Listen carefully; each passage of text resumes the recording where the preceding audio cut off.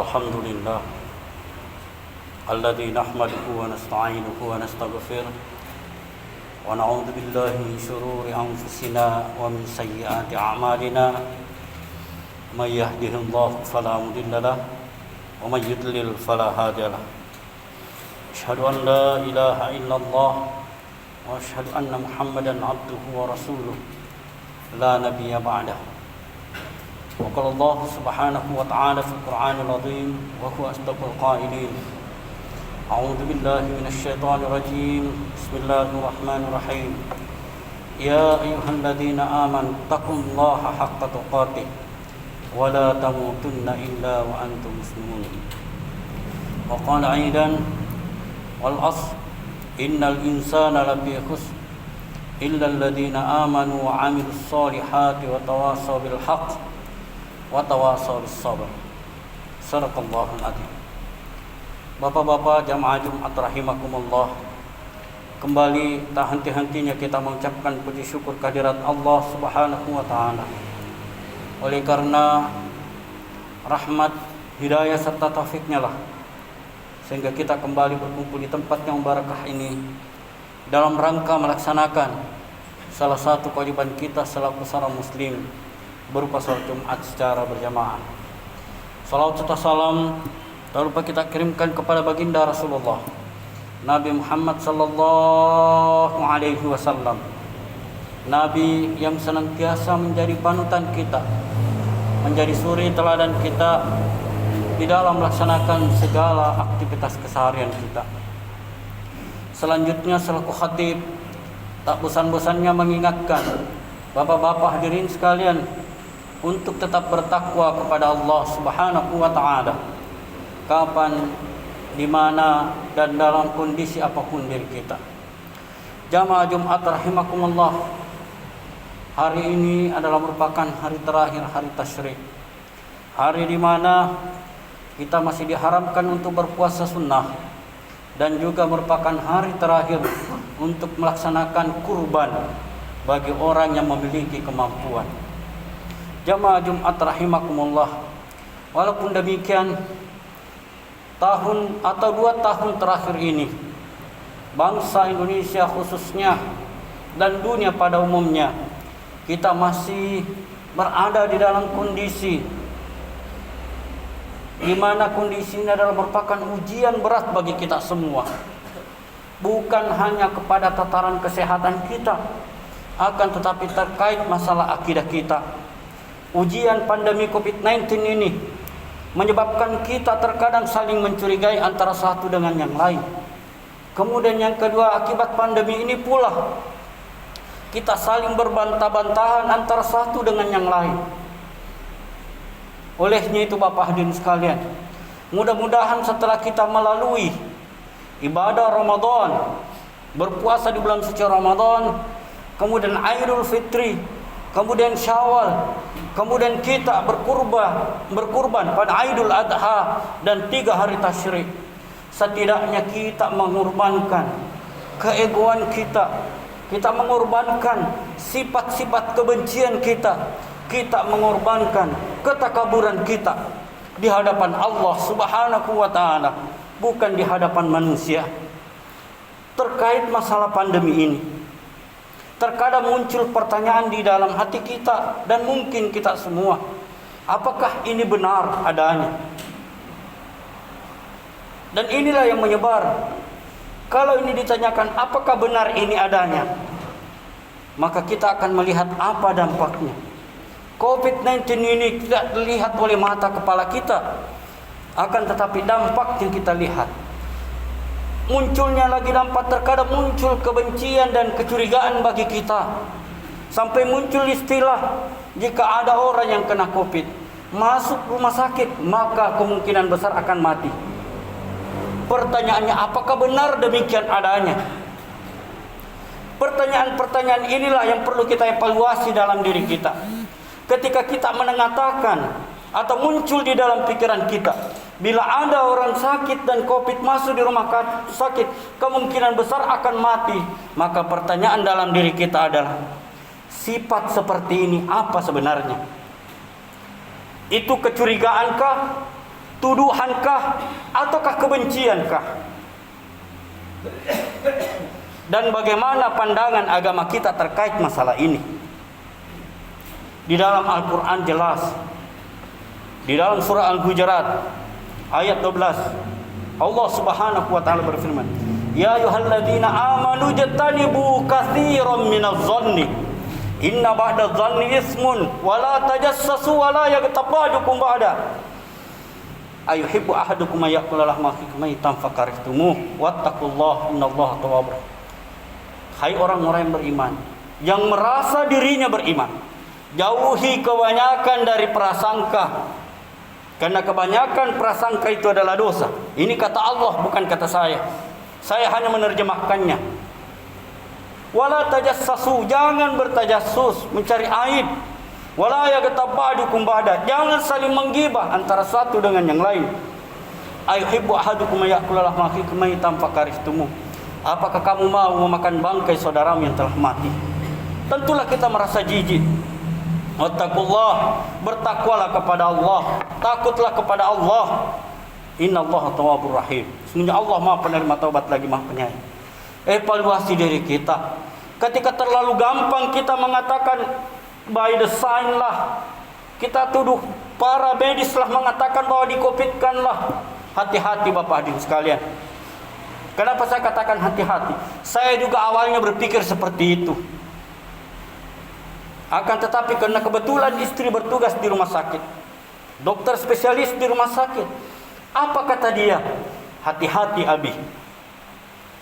Kena nyata di depan matanya sendiri, dia melihatnya.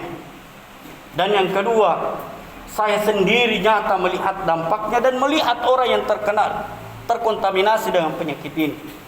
Olehnya itu, mari kita bersama-sama di dalam kaidah usul, dalam kaidah agama kita dikatakan menghindari kemudaratan itu diutamakan daripada mencari kemaslahatan.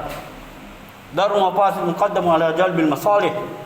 Jadi menghindari kemudaratan, menghindari keburukan itu harus diutamakan daripada mencari kemaslahatan. Jamaah Jumat rahimakumullah. Banyak ibadah-ibadah yang kita harus kita mau lakukan. Tapi ibadah itu posisinya sunnah. Tapi kemungkinan besar di situ akan mendapatkan mudarat. Maka lebih diutamakan menjauhinya. Ya, menghindari kemudaratan itu daripada mencari manfaat. Contoh kecil. Di suatu tempat ada pengajian. Tapi di pengajian itu protokol kesehatan diabaikan. Pengajian itu adalah sunnah menghadirinya, karena kita akan mendapatkan manfaat di situ. Akan tetapi berpotensi mendatangkan mudarat, mendatangkan keburukan, menimbulkan penyakit, maka lebih diutamakan menghindari itu. Itulah sebabnya kenapa ulama kita pada zona-zona tertentu tidak dilaksanakan salat berjamaah. Contoh kecil di sekitar kita, 3 minggu yang lalu sebelum Idul Adha, karena kebetulan saya menyusun jadwal Masjid Al-Khabir Auri, ditelepon pengurusnya, "Afwan Ustaz, mohon doanya untuk Jumat ini ditiadakan salat Jumat." Oleh karena kenapa? Jangankan Jumat Ustaz, salat 5 waktu untuk hari ini ditiadakan. Kenapa? Ada jamaah kami yang meninggal karena COVID. Kemudian yang kedua, 1 minggu kemudian menelpon lagi, WA lagi, "Afwan Ustaz, mohon doanya, karena kami sekeluarga sementara diisolasi di Pelamonia, dan dia kena COVID-19 dan ada gejala." Olehnya itu Bapak hadirin sekalian, sesuatu ini tidak terlihat akan tetapi nampak akibatnya. Mari kita bersama-sama saling menjaga. Okelah mungkin kita punya imun yang kuat. Okelah mungkin kita sudah divaksinasi sehingga muncul kepercayaan diri kita. Saya tanpa APD, tanpa masker, saya insya Allah aman. Tapi bagaimana dengan orang di sekitar kita? Apalagi yang punya penyakit bawaan. Jangan sampai kita yang membawa mudarat kepada orang lain. Kita yang menyebarkan penyakit kepada orang lain tanpa kita sadari. Jangan kita karena kita sudah divaksin merasa imun kita kuat dan merasa iman kita paling kuat, sehingga mengabaikan apa yang disampaikan para ulama kita, para pemerintah kita. Siapa yang berfatwa bahwa sholat itu diatur jarak? Siapa yang berfatwa dihindarkan dulu salat berjamaah pada zona tertentu? Para ulama. Dan pemerintah mengambil kebijakan. Kenapa pemerintah mengambil kebijakan? Oleh karena mendapatkan masukan dari para ulama kita. Dan saya kira dasarnya jelas. Ada mengatakan ustaz, ada juga ustaz mengatakan begini dan begitu. Pertanyaannya adalah, yang mana kita mau dengar? 1-2 orang ustaz atau mayoritas ulama? Majelis Ulama Indonesia atau MUI, itulah perkumpulan para ulama yang memiliki dasar keilmuan yang berbeda-beda. Ya, ada ahli sejarah, ada ahli hukum atau fikih, ada ahli usul fikih. Dan mereka berkumpul di sana untuk mengambil keputusan bagaimana kita bersikap. Kemudian mengambillah satu fatwa. Jadi mereka berdiskusi di situ. Dan tidak gampang mengambil hukum. Kami di organisasi pernah mencoba. Jadi ada materi itu terkait dengan pengambilan hukum dari satu perkara. Tidak segampang itu. Oleh karena kita harus membuka berbagai macam kitab klasik karangan para ulama terdahulu.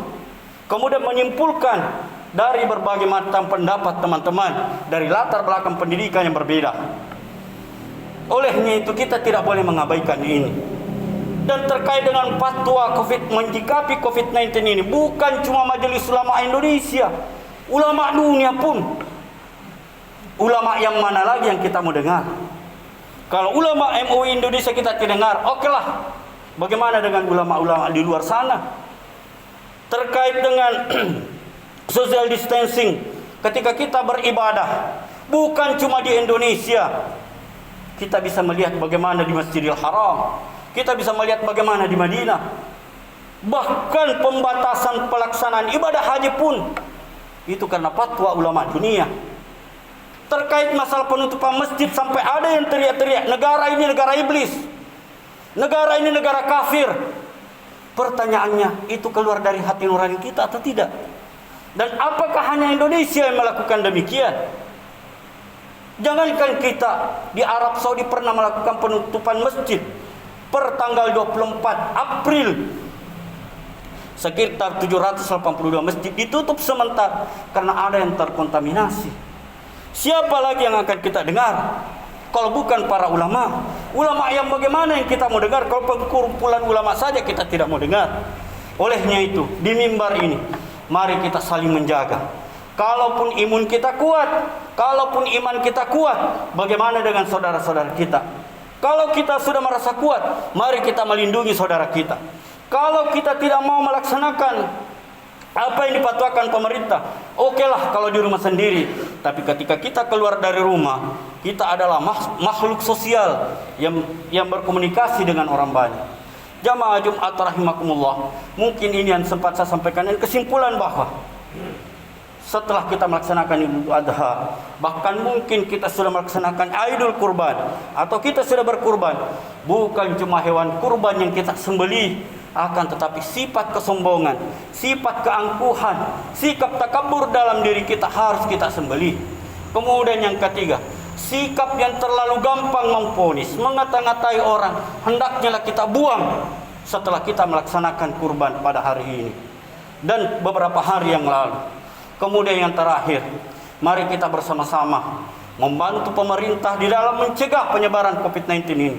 Tadi malam kita sudah berdoa, bertahlil bersama dari berbagai macam ormas di Indonesia ini, agar supaya negara kita ini aman dari ujian yang sangat berat ini. Lebih dan kurangnya mau dimaafkan, jihadu fisabilillah haq. Wallahu muwaffiq ila aqwamit thoriq.